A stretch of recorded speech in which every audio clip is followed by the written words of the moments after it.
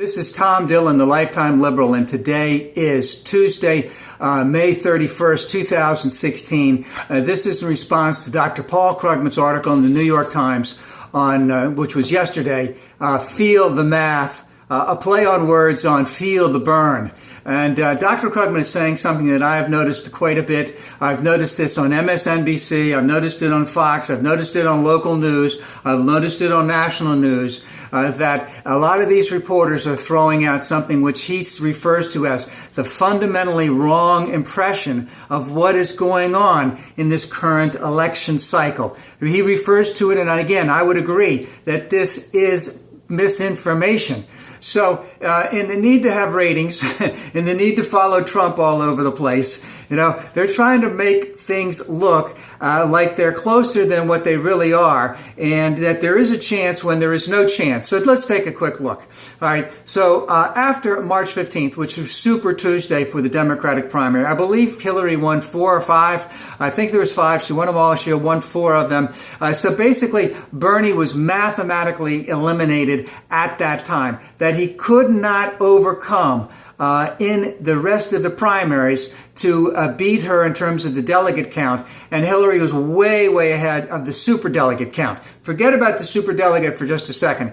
If we just talked about the delegate count, after Super Tuesday, Bernie would have to win like 2/3 of all the votes in all of the remaining primaries consecutively all the way through for him to catch up with Hillary, which was going to be virtually impossible.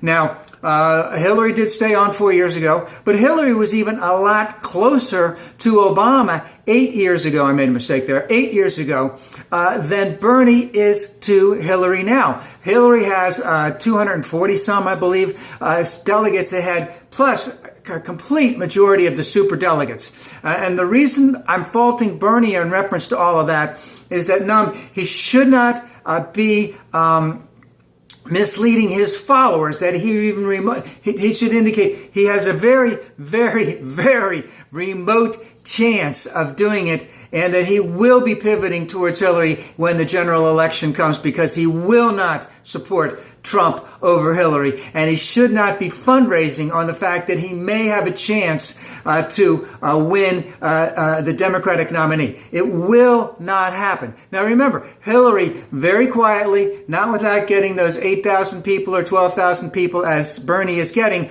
she has very quietly amassed 3 million more votes than Bernie. So he has a following. It's a very limited following. And there is no way that he can catch up to her. Now, what's going on? Well, these reporters are basically cherry picking some of the polls. So if you have 20 polls, you have a big difference between the polls. And there's a lot of people who analyze these polls. Nate Silver at 538 being the biggest example. People at New York Times, Washington Post, Los Angeles Times, and other places, they look at these polls and they rate the polls in terms of how many people were polled, what the age they were, what the economic level was, what the race was, etc. There's all kinds of ways they rate the strength of these polls.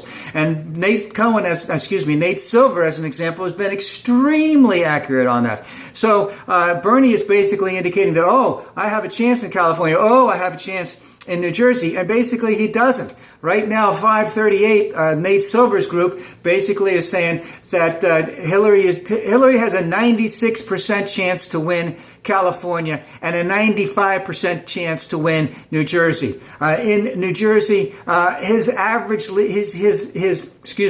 in New Jersey, Hillary is favored to win from between 19 to 31 points. In California, she's favored to win by 15 to 24 points. He's not going to do it. So when you take these average polls and you combine them and you look at them, you get what the real results are going to be. Whereas these reporters, in the need to make it look like it's a horse race, looks like it's a competitive, and it's so much is going on here. It's not that way.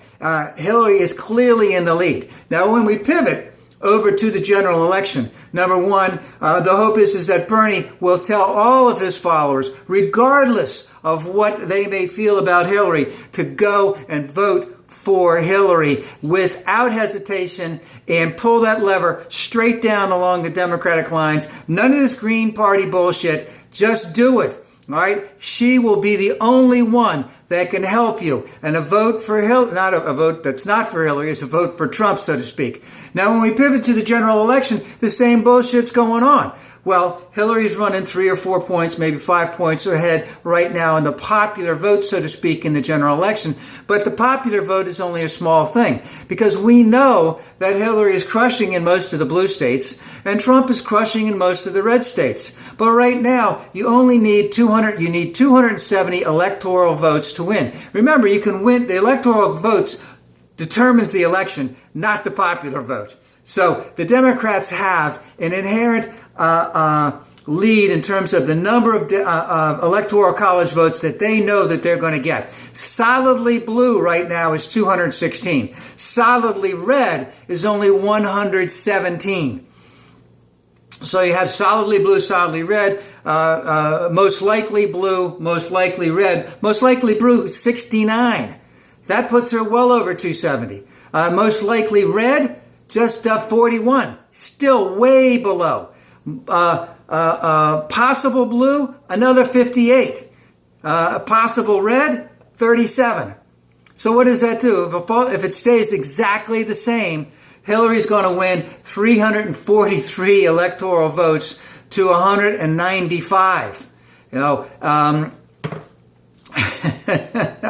and they're not talking about that. They're only talking about, oh, it's close. He's within 3 or 4 points. He might have momentum. He's moving along. You know, one of the big things that was chided to the Republican establishment is they didn't go after Trump long enough and hard enough right from the beginning because they just figured he was going to fizzle away. And then then they found out if they attacked him, he'd attack back.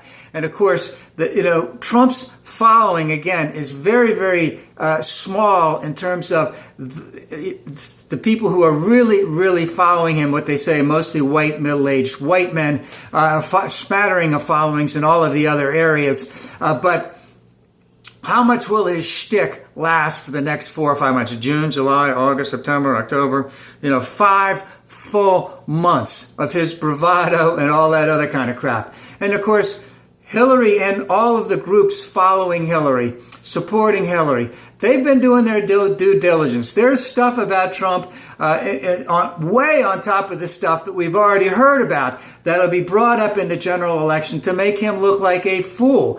He really is not a very good businessman. He's what we call a huckster. He's what we call a jiver, or we would say he's full of BS. And of course, in 2 days,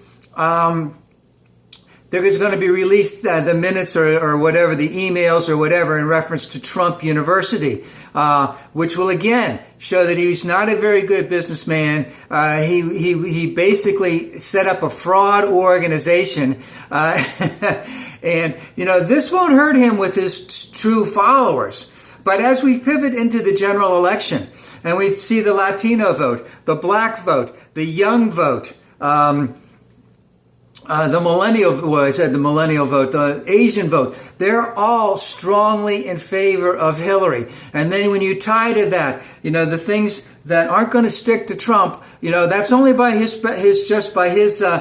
supporters. They don't care. They just want him in there. Well, guess what? Nothing is really going to stick to Hillary in terms of Benghazi and in terms of the emails, because they're just gyrating in different areas all the time, but there's nothing conclusive that's coming out. And people have long since moved past all of that. So this whole thing about feeling the math is, hey, Hillary is on track to be the Democratic nominee. She's on track to win the general election. All kinds of things can happen between now and then. But at the same time, she is well ahead of Trump. Not only in the popular vote right now, but she's also well ahead in the Electoral College vote. And there should be much more emphasis on that now, and also much more emphasis on what a lousy businessman Trump is.